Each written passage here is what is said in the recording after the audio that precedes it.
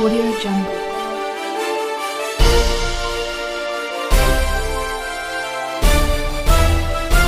Audio Jungle. नमस्कार मित्रों, Vinayak coaching Palsana में आपका हार्दिक स्वागत है। जल्दी से जुड़ जाइए। आज हम हिमालय पर्वत का दूसरा पार्ट देखते हैं। इससे पहले आपने ट्रांस हिमालय के बारे में पढ़ा था, तो आज जो है ट्रांस हिमालय के बाद में जो महा हिमालय आता है, इस महा हिमालय की जो चर्चा है वो आज हम करते हैं। तो सबसे पहले देखो दोस्तों, महा हिमालय जो है भाई, महा हिमालय जो है कश्मीर से बात करते हैं, जम्मू कश्मीर से। जम्मू कश्मीर में जो नंगा पर्वत है, नंगा पर्वत से जो अरुणाचल प्रदेश है, इस अरुणाचल प्रदेश में जो नामचा बरवा है, नामचा बरवा, अरुणाचल प्रदेश में जो नामचा बरवा है और इस जम्मू कश्मीर में जो नंगा पर्वत है, इन दोनों के बीच जो पर्वतीय क्षेत्र मिलता है वो मिलता है आपका महा हिमालय। दूसरी बात आपने पढ़ी है, यदि महा हिमालय की लंबाई की बात करते हैं तो वही 2500 किलोमीटर इसकी लंबाई है। यदि ऊंचाई की बात करते हैं कि औसत ऊंचाई कितनी मानी है, तो लगभग 6100 मीटर इसकी औसत ऊंचाई मानी गई है। और इसकी मुख्य जो चौड़ाई है, मुख्य पर्वतों की चौड़ाई है, वो कितनी मानी गई है, तो लगभग औसत मुख्य ऊंची चोटियां जो है वो 25 मीटर जो है वो ऊंची चोटियां मानी गई है, मुख्य किलोमीटर सॉरी। इसके बाद में हम बात करते हैं, जैसे आपने पढ़ा होगा कश्मीर घाटी। भाई कश्मीर घाटी जो है, इस कश्मीर घाटी के उत्तर में तो जो आपकी जास्कर पर्वत श्रृंखला है वो स्थित है। और कश्मीर घाटी के दक्षिण की बात करेंगे तो दक्षिण के अंदर जो आपकी पीर पंजाल है, इस पीर पंजाल जो पर्वत श्रृंखला है ये आपकी इस कश्मीर घाटी के दक्षिण में स्थित है। दूसरी बात आपने पढ़ी है भाई, महा हिमालय जो है, इस महा हिमालय में भारत के प्रमुख जो हिमनद है, हिमनद जो है वो भी मिलते हैं, जैसे गंगोत्री हिमनद। गंगोत्री हिमनद जो है ये भी आपका इसी महा हिमालय में मिलता है। इसके अलावा जेमू हिमनद, जेमू हिमनद जो है ये भी मिलता है, जो किस राज्य के अंदर पड़ता है, आपका सिक्किम के अंदर पड़ता है। भारत के मुख्य जो दर्रे हैं, ये दर्रे भी आपके इसमें मिलते हैं, जैसे नाथुला दर्रा वगैरह है, वो सब इसी श्रेणी के अंदर शामिल किए जाते हैं। दूसरी बात, इस महा हिमालय जो है, इस महा हिमालय के अंदर भारत की काफ़ी नदियों का उद्गम भी होता है, जो भारत में प्रवाहित होती है। गंगा सहायक नदियां जो है, जैसे यमुना वगैरह है, इनका उद्गम भी हम यहाँ से इस महा हिमालय से कह सकते हैं। दूसरी बात, महा हिमालय का जो केंद्र भाग है, इस केंद्र भाग में आप कह सकते हो आर्केनियन, आर्केनियन जो चट्टानें हैं, इन चट्टानों का बाहुल्य भी मिलता है, जैसे आपकी ग्रेनाइट है, नीस जो है, शीस्ट जो है, इन सभी चट्टानों का आंतरिक क्षेत्र के इस महा हिमालय के भाग में इसका विस्तार जो है वो मिलता है। दूसरी बात आपने पढ़ी है भाई, महा हिमालय में ही भारत की जो सबसे ऊंची चोटी मानी जाती है, सबसे जो ऊंची चोटी मानी जाती है वो आपकी कौन सी है, कंचनजंगा। कंचनजंगा जो भारत की सबसे ऊंची चोटी है, ये इसी महा हिमालय के अंदर स्थित है। ऊंचाई की बात करेंगे तो 8598 मीटर इसकी ऊंचाई है। और ये जो है किस राज्य में स्थित है, तो आपको बताना है सिक्किम जो राज्य है, इस सिक्किम राज्य के अंदर आपकी कंचनजंगा जो है वो स्थित है। यदि भारत की मुख्य ऊंची चोटियों की बात करते हैं तो मुख्य ऊंची चोटियों में देखो, एक तो हो गई आपकी K2, गॉडविन ऑस्टिन जो है पाक अधिकृत क्षेत्र में हो, लेकिन भारत की पीओके में सबसे ऊंची चोटी से लेते हैं। एक तो हो गई K2 जिसकी ऊंचाई 8611 मीटर मिलती है। K2 के बाद में 2 की बात करते हैं तो आती है कंचनजंगा। कंचनजंगा जो है ये दूसरी सबसे ऊंची चोटी है, और ये जो आपकी कंचनजंगा है इसकी ऊंचाई हो गई 8598 मीटर। कंचनजंगा के बाद में आता है आपका मेकालू, और मेकालू की ऊंचाई की बात करें 8,481 मीटर जो है वो मिलती है मेकालू की।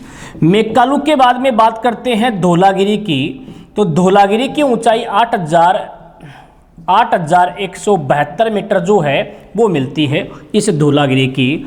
इसके बाद में अपन बात करें नेक्स्ट में आपके नंगा पर्वत की, तो नंगा पर्वत की जो ऊंचाई है वो मिलती है 8,078 मीटर जो है ये आपकी मिलती है नंगा पर्वत की ऊंचाई। इसके बाद में बात करते हैं 8,126 मीटर ऊंचाई मिलती है। इसके बाद में आता है अन्नपूर्णा, और अन्नपूर्णा की बात करते हैं तो अन्नपूर्णा की ऊंचाई मिलती है 8,078 मीटर जो है वो अन्नपूर्णा की ऊंचाई मिलती है। इसके अलावा बात करें नामचा बरवा की, और नामचा बरवा जो है इसकी ऊंचाई है जो है 7,756 मीटर जो है ये मिलती है नामचा बरवा की। तो आप ये कह सकते हो कि भारत की मुख्य चोटियां जो मिलती है आपकी ज़्यादा ऊंचा क्षेत्र जो है वो महाहिमालय में मिलता है। महाहिमालय का दक्षिणी भाग भारत की ओर जो है वो तीव्र है और उत्तरी भाग जो है वो मंद ढाल के अंदर आता है। मुख्य चोटियां पड़ी K2 8,411 मीटर आती है, कंचनजंगा 8,598 मीटर आता है, और मेकालू की बात करेंगे तो 8,481 मीटर है। धौलागिरी की बात करेंगे तो 8,126 मीटर है, और धौलागिरी के बाद में देखते हैं तो आपका नंगा पर्वत आता है जम्मू के अंदर, वो है 8,126 मीटर। नंगा पर्वत के बाद में आता है अन्नपूर्णा जिसकी ऊंचाई है 8,078 मीटर, और अन्नपूर्णा के बाद में यदि पूर्वी क्षेत्र की देखते हैं तो नामचा बरवा 7,756 मीटर। अब आ गया कि हिमालय जो पर्वत है इसकी सबसे पूर्वी जो ऊंची चोटी है उसका नाम क्या है, तो आपको बताना है नामचा बरवा। नामचा बरवा पूर्वी हिमालय जो है इस पूर्वी हिमालय की सबसे ऊंची चोटी मानी जाती है, अरुणाचल प्रदेश में है, और 7756 मीटर की उसकी ऊंचाई है इस पूर्वी हिमालय की, इस चोटी की। इसके अलावा हम बात करते हैं भाई महाहिमालय लघु हिमालय को जो जोन अलग करता है उसका नाम क्या है, तो मेन सेंट्रल थ्रस्ट जोन जो है वो महाहिमालय और लघु हिमालय को जो है पृथक करता है। अब इस महाहिमालय के बाद में नेक्स्ट आते हैं तो आता है आपका लघु हिमालय। लघु हिमालय जो है ये आता है महाहिमालय के बाद में। देखो सबसे पहले तो आता है आपका ट्रांस हिमालय, ट्रांस हिमालय के बाद में आता है महाहिमालय, महाहिमालय के बाद में आता है लघु हिमालय, और लघु हिमालय के बाद में आता है शिवालिका श्रेणी। इस प्रकार सबसे उत्तर में ट्रांस हिमालय है, सबसे दक्षिण में जो है वो शिवालिका श्रेणी मिलती है। तो मध्य क्षेत्र में आ गया आपका लघु हिमालय।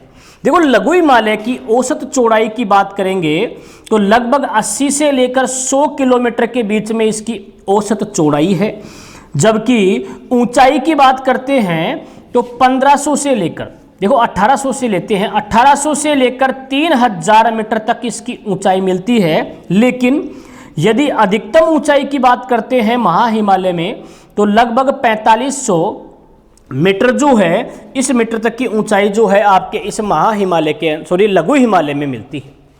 आपने पढ़ा होगा भाई कश्मीर घाटी जिसका निर्माण प्लीस्टोसीन काल के हिमनद में हुआ था, इस कश्मीर घाटी में देखो कश्मीर घाटी, जो कश्मीर घाटी है इस कश्मीर घाटी में हिमनद की जो उत्पत्ति होती है, जब बर्फ पिघल जाती है, पिघलती है धीरे धीरे, उस दौरान एक चीका मृदा का निर्माण होता है इस कश्मीर घाटी में। और इस चीका मृदा को क्या कहते हैं, कश्मीर में करेवा कहा जाता है। और करेवा जो है, इस करेवा के अंदर जो केसर की कृषि है, केसर का दूसरा नाम आप कह सकते हो जाफरान, ये जाफरान या केसर जो है इसकी कृषि कश्मीर घाटी के अंदर जो करेवा मृदा है, चीका मृदा है, इस मृदा में होती है। तो ये विशेष ध्यान रखना, चीका मृदा को कश्मीर में करेवा कहते हैं, और कश्मीर में करेवा जो है वो केसर या जाफरान की जो कृषि है इसके लिए प्रसिद्ध मानी जाती है। दूसरी बात आपने पढ़ी है भाई भारत में जो एक कश्मीर है लघु हिमालय का क्षेत्र है, इस लघु हिमालय के जो ढलान हैं, इन ढलानों के ऊपर क्या है, घास के जो मैदान हैं, ये घास के मैदान मिलते हैं। और इन घास के मैदानों को क्या है, कश्मीर में क्या कहते हैं, तो याद रखना है गुलमर्ग, कश्मीर में घास के मैदानों को मर्ग कहते हैं। जैसे एक तो है आपका गुलमर्ग, एक है सोनमर्ग। तो गुलमर्ग सोनमर्ग का नाम आपने काफ़ी सुना होगा दोस्तों। तो गुलमर्ग सोनमर्ग जो है वो कश्मीर में घास के मैदान हैं, और कश्मीर में जो घास के मैदान हैं पर्वतीय ढलानों पर मिलते हैं, उन्हें मर्ग कहा जाता है। लेकिन यही चीज़ यदि उत्तराखंड की बात करते हैं तो उत्तराखंड जो है, इस उत्तराखंड के अंदर जो ये घास के मैदान ढलानों पर मिलते हैं उनको क्या कहते हैं? बुग्याल। याद रखना दोस्तों, इन घास के मैदानों को उत्तराखंड में बुग्याल कहा जाता है और कश्मीर में मर्ग कहा जाता है। दूसरी बात आपने पढ़ी होगी कि इन घास के मैदानों में हिमाचल प्रदेश है, उत्तराखंड है, जम्मू कश्मीर है, इनकी ऐसी जनजातियां हैं जो इन घास के मैदानों में भेड़ पालन का काम करती है। जैसे बात करें गुजर बकरवाल की, एक जाति है जिसका नाम है गुजर बकरवाल। गुजर बकरवाल जो जनजाति है, ये जनजाति कश्मीर के अंदर रहती है और कश्मीर में इन घास के मैदानों में भेड़ पालन का काम जो है वो गुजर बकरवाल जनजाति करती है। ये ऋतु प्रवास भी करते हैं भाई। जब ग्रीष्म काल होता है, बर्फ थोड़ी पिघल जाती है, तब घास उग जाती है, तब तो ये पर्वतीय ढलानों के ऊपर आ जाते हैं। और जैसे ही शीतकाल होता है, बर्फ जमना स्टार्ट हो जाती है, तो वो ढलानों नीचे वाले जो किनारे हैं वहां आकर भेड़ों को चराते हैं। तो कश्मीर में गुजर बकरवाल जनजाति ऋतु प्रवास का काम भी करती है, भेड़ पालन का काम भी करती है इन घास के क्षेत्रों में। जबकि अपन बात करते हैं हिमाचल प्रदेश में, जैसे गद्दी समुदाय है, ठीक है, भूटिया जनजाति के लोग हैं, ये सब लोग क्या है, इसे पर्वतीय क्षेत्रों में भेड़ पालन का जो पशुचारण का कार्य है, ये कार्य जो है वो यहाँ के लोग करते हैं।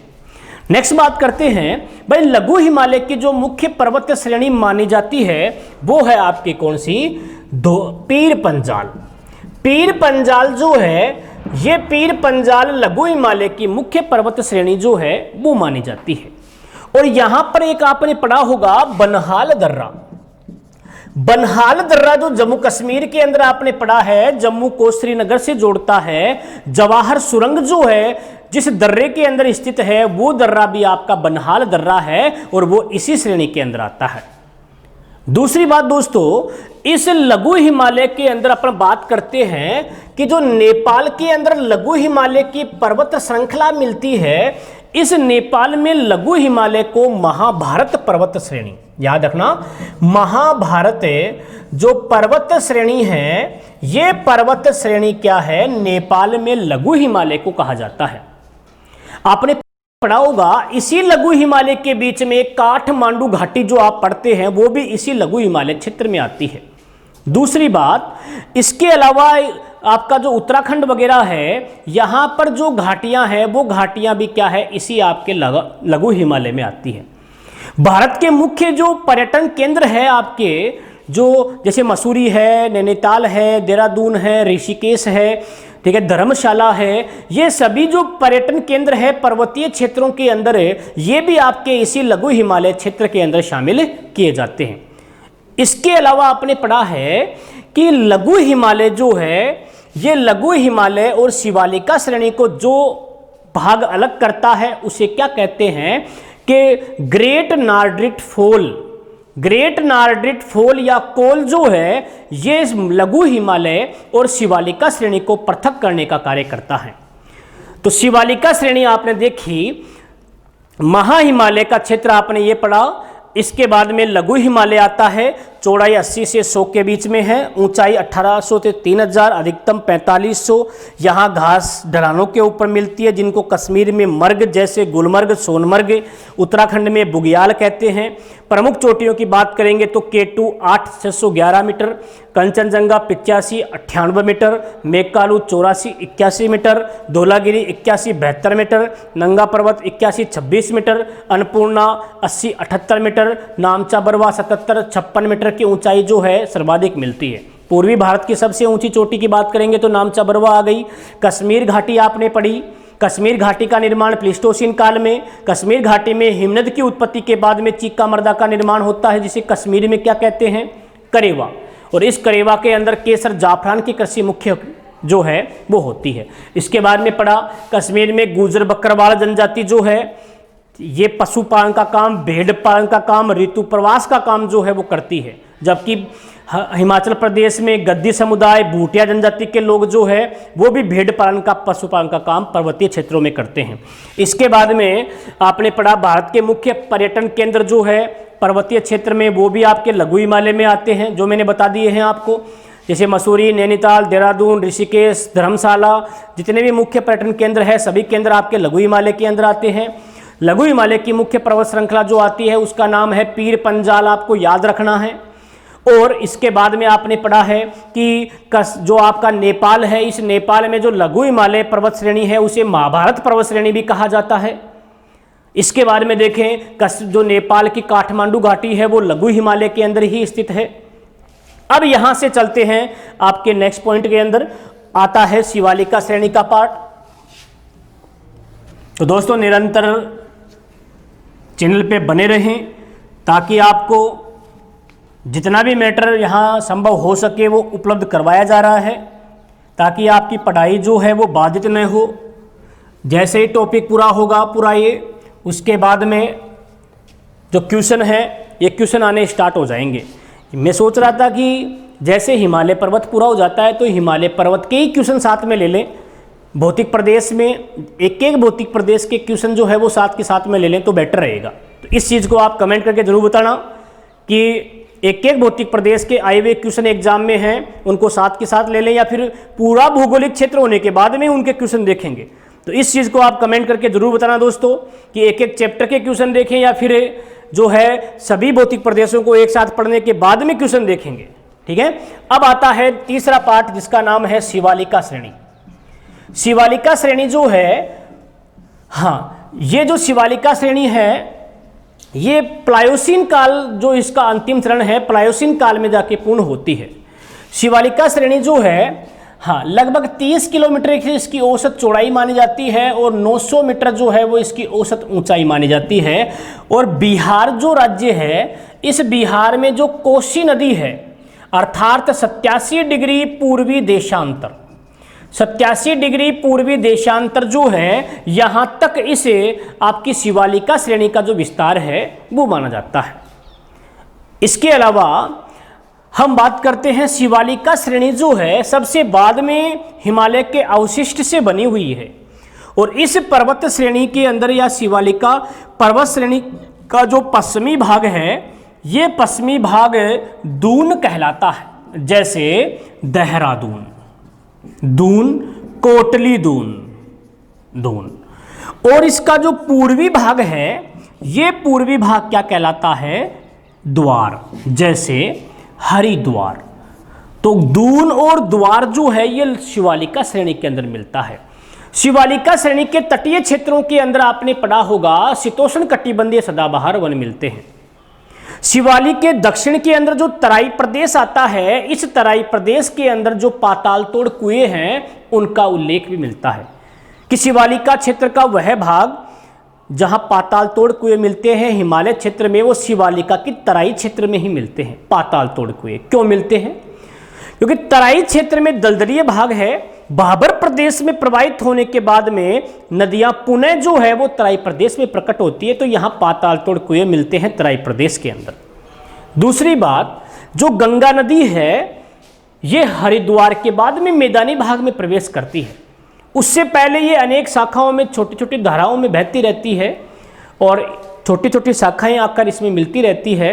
हरिद्वार के बाद में मुख्य मैदानी जो क्षेत्र है, इस मैदानी क्षेत्र में आपकी गंगा नदी जो है वो प्रवेश करती है।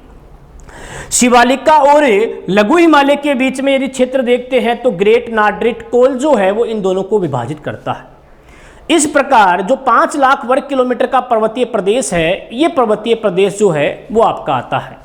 शिवालिका हिमालय पर्वतीय प्रदेश जो है ये भारत में उत्तर से आने वाली जो ठंडी हवाएं हैं, इन हवाओं को रोक कर क्या है भारत की शीतकाल में रक्षा भी करता है। भारत में मानसून जो है इसको भी प्रभावित करता है, क्योंकि जो मानसूनी हवाएं हैं वो हिमालय को क्रॉस करके उत्तर की ओर नहीं जा पाती, तो इसीलिए भारतीय क्षेत्र में ये वर्षा भी करता है। हिमालय क्षेत्र जो है यहाँ से जो सदा नित्यवाहिनी नदियाँ हैं बारहमासी नदियां हैं, ये सब नदियों का उद्गम जो है मुख्यतः अपन बोलते हैं हिमालय पर्वतीय प्रदेश से होता है। हिमालय से आने वाली नदियों में वर्ष पर्यंत जल की आवश्यकता रहती है, लेकिन जबकि प्रायद्वीपीय पठार की बात करेंगे तो प्रायद्वीपीय पठार के अंदर क्या है कि एक निश्चित समय के बाद में नदियों में जल की आवश्यकता कम हो जाती है, क्योंकि ये पठारी क्षेत्र में नदियों के माध्यम या वर्षा ऋतु के अंदर इनमें जल की मात्रा ज़्यादा होती है और दिनों के अंदर इनमें जल की मात्रा कम हो जाती है। हिमालय पर्वतीय प्रदेश में अनेक जड़ी बूटियां जो है ये भी मिलती है। भारत का प्रधान जो वन अनुसंधान केंद्र देहरादून जो है ये भी आपका इसी हिमालय प्रदेश के अंदर आता है। 1981 के अंदर जो है भारतीय वन अनुसंधान केंद्र की स्थापना हुई थी।